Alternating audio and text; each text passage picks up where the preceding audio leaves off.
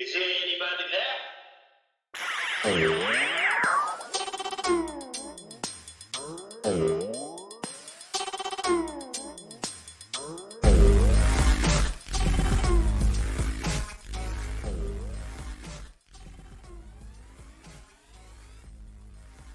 All right. Well, welcome back, guys. Actually, I'm going to say thank you for joining me on another episode of the Dad Hat Chronicles because I have not posted an episode in quite a while. I don't know why.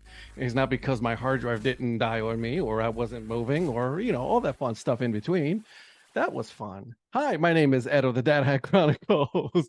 And with me today, I am very happy, very proud to have two of my really good friends, fellow Curve Brain Media members and co-founders. I'm so happy to have you guys. Patrick Larson of some website that, some videos that he puts, it doesn't get any traction at all. MiLB, head history. Yeah, that guy. How you doing, Patrick? Ed, I'm doing well. So honored to be back on the Dad Hat Chronicles and love what you've been doing. It's been a while, but it has been a while. Honored to be on with you and the other guests that I know you're going to be introducing. And yeah. So speaking of that other guest, right? Yeah.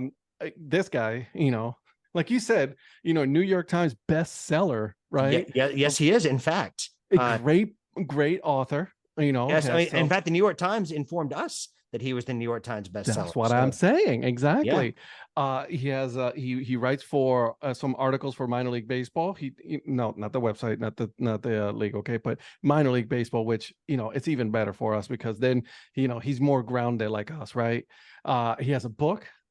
He collects a crap ton of ice cream helmets, which by the way, I owe him one and I gotta send it to him. I'm looking at it right now. Mr. Paul Caputo, how are you, my friend? Burritos, Princess Leia, and mustard and onions. I like it. Princess Leia. Are we not doing the famous, not so famous questions yet? I thought we were doing famous. We'll slow your roll there, sunshine. Sorry, we're gonna get to that. Okay, don't worry, I'm excited about them too. Hello, Ed. Hello, Pat. I'm so happy to be here. I'm so happy to be on the Dad Hat Chronicles, one of the podcasts that inspired me to get started on my own podcast. I love hearing that. Thank you so much. It's a good podcast. It's amazing. You guys are making me blush. What an honor to be here. Do it again, though. Keep going. Don't stop. It is. So I was just saying, I literally have your ice cream helmet, the Holly Springs Salamanders ice cream helmet. I just unboxed it this week, so I have to send it to you, my friend. So it is here. It is still alive. It is in all-in-one shape. So I got to send it to you. That's a fun logo. Actually, yeah, Ed, you actually need to personally deliver it to his door because no, I believe that's how he gets his a lot of his ice cream helmets now is that people personally deliver it to on a Sunday afternoon of all times. Sunday afternoon, I'm sitting there on the sofa. I'm watching the Broncos. I'm waiting for the Broncos to implode against the Chiefs. I know we're talking just baseball today. Waiting for the Broncos to implode. It never happened. And the doorbell rings, and I'm like, this is going to be some like political campaign. They're going to want my vote, and I'm going to have to tell them this is intrusive and get off my porch and get off my lawn. And it's my friend Seth. And not only is it my friend Seth, who is sitting there holding a helmet, and it's like red. So I'm like, he brought me a Nationals helmet or something, right? Nah, it was the Great Falls Voyagers of all teams, a team who I have seen in person, and they did not have helmet Sundays when I was there. So I didn't even know that this helmet existed. It's got one of my favorite logos with Orbit, the mascot for this team, named for the Mariana UFO sighting incident, which is such a cool story. It's such a great story for a team to be named for. Incredible. And doorbell rings, and here's my buddy Seth, and he's like, "Here, have this helmet. I gotta go. No, I can't stay for a beer, but have a great day." That's just my life these days. People just show up and hand me helmets and then take off. That's how you know you've made it. I know, right? Like, I mean, that's if that doesn't say the level of fame that our friend enjoys, I don't know what does right there, And it's amazing. I mean, it's evidence. Everyone thinks I'm making it up when I say he's a somebody, but then things just keep happening that keep, supporting my conclusion. So tell me about it, dude. Like, I mean, come on, bro. Can we share into the famousness here? We're all going to bask in each other's famousness. The weekend of May 24 through 26, we're going to see a Durham Bulls game and a Carolina Mudcats game. All of us together. Yes. Let's do this. I'm so May excited. 25. Let's do it. Yeah, absolutely. Like I said, I've got some plans. I've got to put in some leave at work to solidify those plans. So yeah, it's happening. I don't care if you have to work from the Durham Bowls, you're coming. It's going to happen. I have no excuse when it's like 5 or 6 hours away. There's absolutely no none excuse. whatsoever. There's none. We're right here on this. We're practically neighbors. We're very much close. We are, and I have absolutely no excuse that I have not been to see you yet, and shame on me. Well, you know what? May 24th and 25th, you'll be here, so that's all that matters. There you go. We will with a lot of our friends that are coming to the Curb Rim Media Meetup. We'll just put it out there and see who shows up. It's going to be great. Maybe one, maybe two. It doesn't matter. The three of us are there. Who cares? We're there. We'll just be like, join us in section 113. Here's where we're sitting. Come join us. That's it. You know what? Join us all the way in the back where the bar is, and then you can buy us a beer. That bar is such a great spot there. That they've got some good wings. They've got all sorts of beers on tap. That is a great addition to the Durham Bulls ballpark right there. It really is. And they have some Yingling beer, which is also very yum, and summer shandy, so you can't go wrong. And some Red Oak. I mean, come on, it's good beer. And amazing. And I've never been to see the Durham Bulls play. So. Wait, what? No, I've never been. Interesting. And yeah, I have already. I've put out the request already. I want to go to Dame's Chicken and Waffles for like breakfast beforehand. He really did say that. I really did say this. Listen, as someone from Atlanta, as someone from the Atlanta area, I'm never going to turn down chicken and waffles. So, that's something that I have not had here since I've moved. So, I mean, but I did. We went there. We went there for Baseball Palooza and ran into Grant Hill of all people. Grant Hill was there eating chicken and waffles, and one of the guys on Baseball Palooza did the thing where he went up and bothered him and took a picture with him, and Grant Hill was very kind about it, even though his breakfast was interrupted by some groupie. And I know we're talking baseball, but one of the new minority owners of the Orlando Magic, Grant Hill, he bought a stake. He bought a stake in the Orlando Magic. He did. He did. Look at that. I will full stop there because I know we were talking baseball, but I just happened to hear that. And can we leave that stuff for the Dad Hat Chronicles Sports Show Tuesdays and Thursdays, 9 p.m. Eastern time? Just make sure to tune in. Facebook, that's a really good show. I mean, it's so good. It's been on multiple platforms already, from AMP to Podbean now to StreamYard. I mean, these platforms are just demanding that new show. I mean, you just keep on this platform. Let's not get too carried away. I mean, I did close down a whole app. So I was going to say, because there was so much demand. Platforms. Well, no, there was so much demand that it crashed. It crashed AMP as we know it. AMP was like, you know what? We out. We're going to go ahead and cancel this. We out. And then Podbean, I was like, Ed, you're pushing the limit. I'm going to need you to go ahead and stop. And I'm like, all right, you're right. Well, let's just go on visual and audio as well. AMP got so amped it couldn't handle the bandwidth for your demand. Then it had to shut down. Podbean is like, this is going into a beanstalk. We can't, we can't stop this. And so you had to go to a video platform. I really did. Phenomenal. And only a few weeks you did this. I mean, this is just incredible. It's only one man, guy. I'm only one man. So, and I did this while setting up after moving. I mean, right, exactly. Incredible work rate. Like I said, I'm one man show here. All right, guys. Well, enough of this, yippee yapping and all that, making Ed feel great about himself. Guys, as you already know, as of today, October 29th, we already know who the two teams that are in the World Series. The series is tied right, 1-1. The Arizona Diamondbacks going against the Texas Rangers, right? So we already know that. That's great. That's awesome. That's going on. We can talk about it later. However, what I want to talk about is overall your overall fan experience with you and your teams, this year, right? We all are fans of three different teams, three different endings to our two teams, right? Because my team never made it to the playoffs. Patrick, your team made it to the playoffs, but was one and out.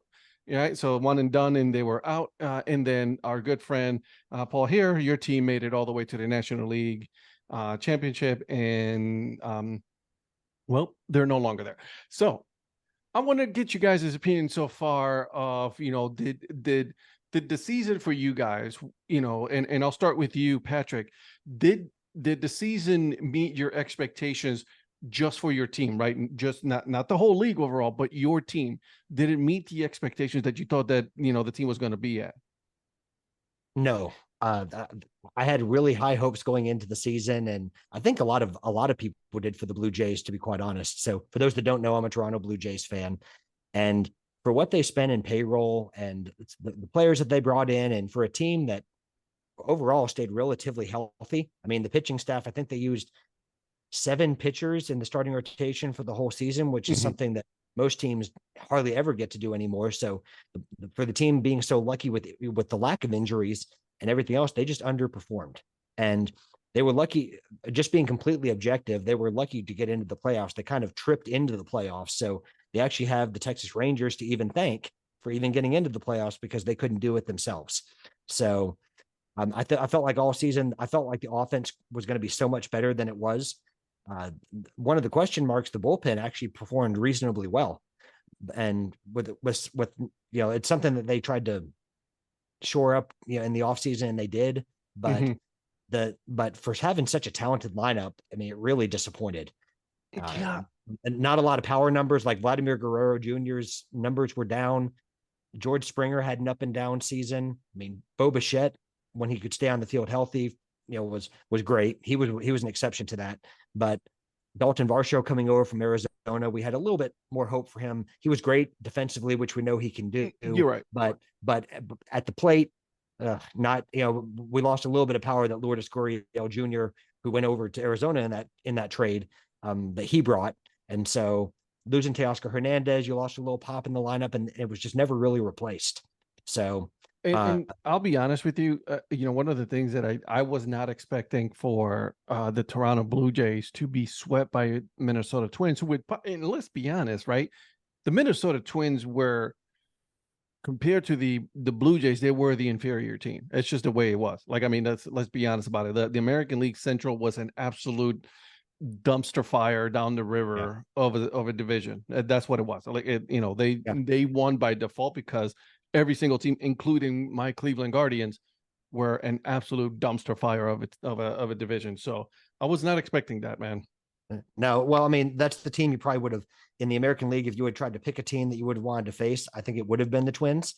Although the Twins got hot in late August and into September. They had one of the better records, and the Blue Jays were such a streaky team. That was the problem. They'd win 3, they'd lose 2, they'd win 2, lose 3. I mean, they just never got consistent, and I think consistency was the problem all season. So I agree. High expectations, and deservedly so. But on paper, it looks great. But that's why you play 162 game regular season, and at the end of it, you get what you deserve a lot of the time. So they didn't turn it on when they needed to, and that's why they got swept in the wild card round. And I mean, the Twins were the much better team, if I'm being objective, in those 2 games. Oh, 100%. They were the better team. Obviously, they won. They swept, in the best of 3. But I going in, I thought, all right, the Blue Jays got this. So did I. I mean, I felt really hopeful because I didn't want to face the Rays again, because the Rays slapped the Blue Jays around most of the season, and like they did a lot of teams. And so it was disappointing overall, but you still love your team. So I love them just as much. I'm still a Guardians fan, even with an ugly logo. So, all right. Paul, Paul, let's get to your team, right? Your team, the Philadelphia Phillies. And as you are my friend, you're, love you to death, my friend, but you're like, like you said, you compare yourself to every Philadelphia fan, right? The world is on fire. The world is going to fall apart when it comes to sports in Philadelphia. But your team was really good this year. Yeah, and I think if we're talking about, it's a question of perspective, right? Like, if you had told me in May that the Phillies would be playing in Game 7 of the National League Championship Series, I'd have signed up for that in a heartbeat, right? Yeah. I figured most of the season that the Phillies would probably make the playoffs, though it was not a certainty, right? Like, it was not a certainty until the last few weeks of the season. And I figured their season would last as long as until they essentially faced the Braves or the Dodgers in the playoffs. I was like, one of those teams will knock them out. I honestly thought they would lose to the Marlins, because the Marlins seem to have their number. The Phillies beat the Marlins in 2 straight in the best of 3 series to start the playoffs. and then when they went up against the Braves, I was just like, okay, the Braves are going to exact revenge for last year, and that'll be exactly where I expected this season to end. So the fact that the Phillies beat the Braves in the playoffs, that I can watch the World Series right now without having to hear the chop, is, that exceeds my expectations. Okay. The problem with that is, right, like sports fans are greedy, right? Like you get greedy. Mm-hmm. And then the Phillies had a 2-0 lead in the best-of-7 series against a team they had a better record than in the Diamondbacks. And the Diamondbacks looked overmatched after 2 games, to the point where I bought tickets and went to Arizona to watch 2 baseball games. And it was really humbling to watch them blow a lead against the Diamondbacks. And, the Diamondbacks evened up the series. Phillies went up 3-2 the next night. That was awesome to be there in person for that. You thought, okay, going home. When they went up 2-0, you're like, oh, they can't lose 4 out of 5. And then they go up 3-2, and you're like, well, they'll win 1 out of 2 at the bank, right? So the wounds are still fresh when it comes to, it was a really heartbreaking way to exit the playoffs. Philly fans don't get optimistic very much. As you say, we live in a constant state of angst and pessimism. And that's so Cleveland as well. As Clevelanders, we do the same thing. So you reach a point where you're up 2-0 in a series against a team that you think you should beat. And then you're up 3-2, going back to a place where you've had a massive home field advantage, right? Like the Phillies were 8-2 at home in the playoffs up to that point. And it just, the wounds are fresh right now. And so right now, emotionally, when you say, was this season a disappointment, or how did it match your expectations? Emotionally, it feels like a letdown. Emotionally, it feels just like, man, that there's, when I watch this playoff series and I'm watching the Diamondbacks, and I'm like, God, that should be the Phillies right now. What would if this were the Phillies instead of the Diamondbacks, what would be happening right now? And, it's been 15 years since the Phillies won a World Series. I realize that that's more recent than some teams, so I don't want to, cry woe is me too much on that. But that, like, God, it's harder emotionally to get that close and not make it. Yeah. So this has been the trait, though, right? Like every time Philly fans start feeling not pessimistic, once we start feeling optimistic, that's when the rug gets pulled out from under us, right? So they're like, oh, that's wonderful. You guys feeling great about exactly. it. Exactly. Last year, we were up 2-1 in the World Series. I thought the World Series might not leave Philadelphia after that 7-0 drubbing of the Astros in Game 3. I was just like, the Phillies might finish this thing off at home. Of course, they lost the next 3 games. And then a few months later, the Eagles are up by 10 at halftime, and they look like, they're basically 1 fumble away from being in total control of the Super Bowl. Mm-hmm. That, the rug gets pulled out from under us again. And then, here we are up 2-1 and 3-2 in the National League Championship Series. And so what I need to stop doing is having hope. And I think so long as I don't have hope, then my team can keep winning. Oh, I'm sorry, man. Oh, that hurts. It does hurt. I can understand that. So how about you, Ed? Yeah. I was just gonna say, like, this is, well, I'll say this. Like, I honest to God thought that after last year of Cleveland, making it to the playoffs, right, and getting robbed by the Yankees, because that was a lot of things that went the Yankees way that shouldn't have, right? I mean, the past is over with, and but we should have advanced instead of the Yankees, and but it didn't go our way. I honestly thought that coming in, all right, Cleveland's going to win the division. We're going to go ahead and the teams that are below Cleveland are still on their way up, but we had a shot. Did not see what happened with Cleveland, which was, in my opinion, I think there was a complete and total implosion and mismanagement not by Terry Francona, because the guy did an absolute wonderful job with what he had, but what general manager did and all that, like getting rid of a lot of players and bringing in some players that just didn't fit, right? It just didn't work out, and it proved, our pitching, which was supposed to be the strongest thing, didn't happen, right? You had McKenzie, who was out for most of the year, right? Justin Bieber out most of the year. They weren't the same people. We got rid of what is his name now? We sent him off to Tampa, right? So I mean, there was a lot of things that it just didn't materialize, and it was just disappointing to see, the way that it played out.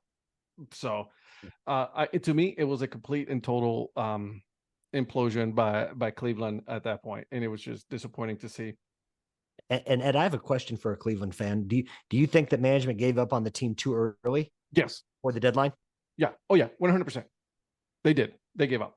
They were still in it. Yeah, that's what I'm saying. Yeah. They were in it, and they were and actually at one point they were leading the division, and they started making some moves that I just don't understand where it came from. Especially these days in a landscape where all you have to do is make the playoffs. Right.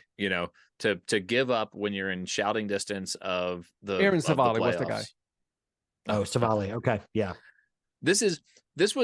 So my running buddy, Chris, we run on Tuesday mornings and Thursday mornings at 5:45 a.m. because Chris is a crazy person. And we always talk baseball. He is a big Mariners fan. So, I find myself pulling for the Mariners just because of that, right? Like, and Ranger Amy and I went to a game in Seattle last year, and that was fun. It was a really fun atmosphere. Which, by the way, is something I forgot to say about Phillies expectations. I meant to say that the heartbreak of the playoff exit is difficult and remains difficult, but the season was awesome. Like, the atmosphere at the bank was so much fun. Like, regular season games were drawing 40,000 fans, and people were just nuts. Like, even like that highly touted like Citizens Bank atmosphere in the playoffs. It wasn't playoff level, but it was still really fun to go to a game there, right? Like, the atmosphere was just buzzing the whole season. Sure. Seattle was a little bit like that. Seattle, they made the playoffs for the first time in 20 years. Going back to a game there was just, it was really fun atmosphere. They traded Paul Sewald at the deadline and missed the playoffs by one game. How do you trade your closer and miss the playoffs by one game? And guess what was one of the areas of opportunity for them that just was not there? Is the bullpen. Yeah, bullpen. Right. But Paul, I mean, if you're Jerry DiPoto, you should just be lucky that the team is competitive. Like, what was it? Like 80, like 60, 54% of the time or whatever it is. They should be grateful that they even have a winning record. Right. Isn't that what Jerry DiPoto said? That's exactly what he said. He said that, he's happy to win 54% of the time. Yeah. And I'll tell you, that is the thing about being a Phillies fan right now, is that ownership and the general manager are in it to win right now. And that's, it's heartening to know that the ownership and the general manager care about winning right now. Like, they're, maybe they don't make all the right moves every single time, but that, I really believe like their heart's in the right place. I wish we had your front office in Cleveland, but the problem is not, the front office is actually very guilty as well of doing this, but also ownership is really bad. Yeah. As the Dolans. I've been accused of being spoiled because of the relative success that Philadelphia sports teams have had. But outside of the Eagles winning the Super Bowl in 2018, right? Like, it's, we don't have that title. And the Phillies are the one I really care about, right? Like, the Sixers, the Flyers, the Eagles could all win titles until the Phillies do, right? Like, that's the one that matters. Yeah, but hold on. Didn't you guys win in, was it 08? Is it 2008? 15 years ago. I mean, Cleveland has been how long? I remember it. It happened in my adult life, right? Like, I remember Brad Lidge striking out Eric Hinsky with apologies to Anna DiTommaso. It was the tying run was in scoring position after that 48-hour rain delay. I mean, it's part of the pain of this memory is that my brother told me after the fact that he had a ticket for me, but didn't think that I could get back in time for the game. No. I was like, Dave, are you kidding? I would have been on that plane in a heartbeat. I was going to say, like, what's that age-old saying? You don't know unless you ask. Gotta ask. Yeah, he gave I don't know, like some sort of lukewarm friend of his went with him. He should have never said that to you. I know, exactly. Yeah, that's one of those things. At that point, if you don't invite you, don't say anything else at that point, because then that just makes it even worse, and it just I know. He has been very generous with sporting tickets of all kinds ever since then. Well, since then and before then, but he thought it would be torture for me to know that there was a ticket for me and that I couldn't make it back. But at least he could have asked, and then you could have said no. It was like, if that's at that point, just say no. It's like, I can't make it, dude. That's it is what it is. But also knowing you would have moved heaven and earth to get there. So, except for I would have worried that it was a jinx. And that's what I worried about with this trip to Arizona this past weekend or 2 weekends ago, right? Like was, like, oh God, am I jinxing them by going through all this trouble to get there? I don't think that's a jinx. I think that's, us being fans. We're like, if you have an opportunity to go and enjoy that in playoffs, I think if you have the ability and the means to do it, you do it. Yeah. There's no way. I would have done the exact same thing. That was ultimately. Sorry, go ahead, Pat. Oh no, I was finish your thought because I was going to go in a different direction with that. Well, ultimately, that was my thought, right? Like I waited 10 years for the Phillies to get back to the playoffs and to have a chance to go see them even on the road. It's I don't know. I don't know if the Phillies are going to be in the playoffs next year or within the next 5 or 10 or 15 or 20 years. 100%. So I did it. Yeah.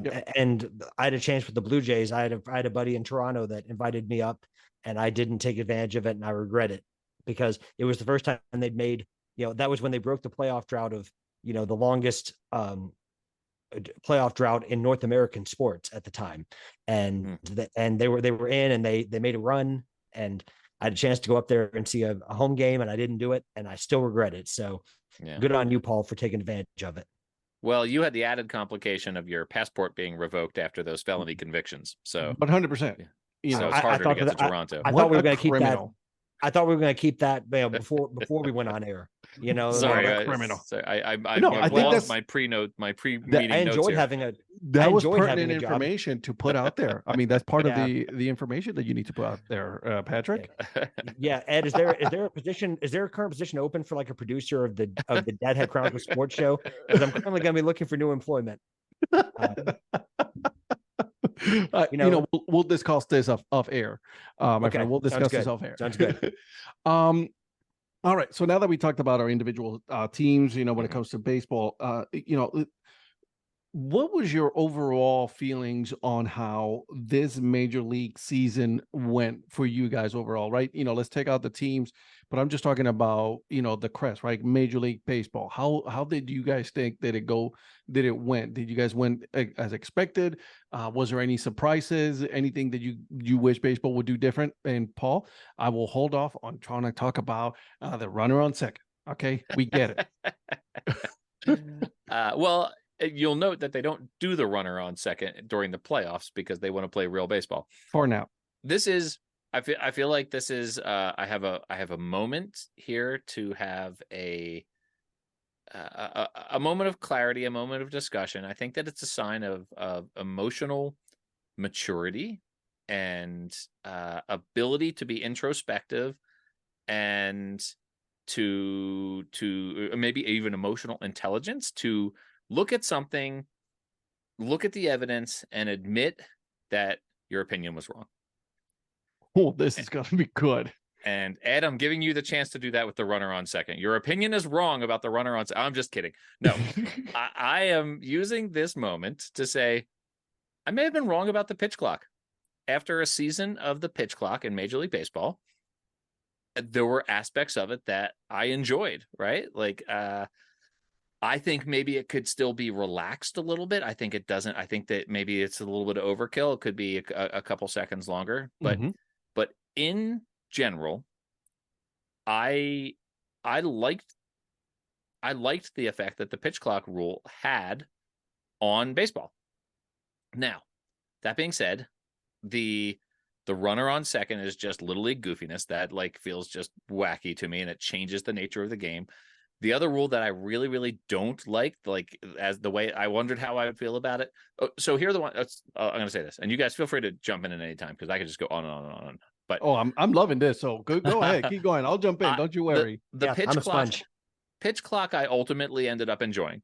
Mm-hmm. The ban on the shift I ended up enjoying. I liked seeing balls that looked like they were meant to go up the middle actually go up the middle, right? The effect on the game. I enjoyed the effect on the game that those two rules had. The larger bases, I don't know. I liked the stolen bases. There were a lot of stolen bases, some records. I enjoy that. that yeah, sort of I thought I was gonna hate that rule. To be honest with you, I thought that was going to be the one that I was going to be pissed off about, like the fact that they increased the size of the bases. I actually ended up enjoying it. More stolen bases. That was I'm okay with that one. So am I, because I thought that, losing the art of, like, say, what a Ricky Henderson or a Lou Brock would have done. I mean, the art of stealing a base, right? I mean, you didn't see that, and now with this advent of the bigger base, you started to see people, like you said, you started to see a running game again, which added a dimension back to the game, which I really enjoyed seeing. Yeah. And even though he plays on a team that I root actively against, to see what Acuna did this year was unbelievable, right? That was with all of his stolen bases and his power numbers. Like, man, there's a player who, you root against because he's not on your team, but man, it's hard to dislike that guy. I really like Acuna a lot, like, as a player. 100%. Hope you guys enjoy part 1 of 3 of my conversation with Patrick Larson of the MiLB Hat History and my good friend Paul Caputo of Baseball by Design. We had a lot of fun, guys. The whole conversation happened over one night. It was too long, so I had to break it down. But let me tell you guys, it is well worth it because we had a blast. We talked a lot about Major League Baseball rules, what we liked, what we didn't like. All of that. What we thought about the Major League Baseball season from our individual fan perspective of our individual teams, as well as the league overall, as well as other cool conversations that we had regarding the league. So stay tuned for next week, as well as that part 2. And then I cannot leave you guys without asking you a couple of things. One, make sure you guys are following the Dad Hat Chronicles. I am on Instagram, on Twitter, I'm on Threads. Make sure that you also follow me on Tuesdays and Thursdays, 9 p.m. Eastern Time. I do have the Dad Hat Chronicles Sports Show. It's a lot of fun. I am on YouTube. When it comes to that, I do it through Twitter and Facebook. So I will be putting more information out there. It's a lot of fun. You guys got to listen to it because we're not only covering baseball, but we're also covering football, basketball, hockey, all of that, college football as well. So go ahead and give it a follow and give it a thumbs up. All right, so let's end this episode with a good dad joke, right? This is what we're all waiting for here, guys. Let's be honest. And here it is. What do you call a leg wearing a hat? A kneecap. All right, guys. I'll leave you with that. Until then, keep grinding and always support the minor leagues. See ya. I'm tired. I'm going to bed. It's 9 o'clock in the Mountain Time Zone.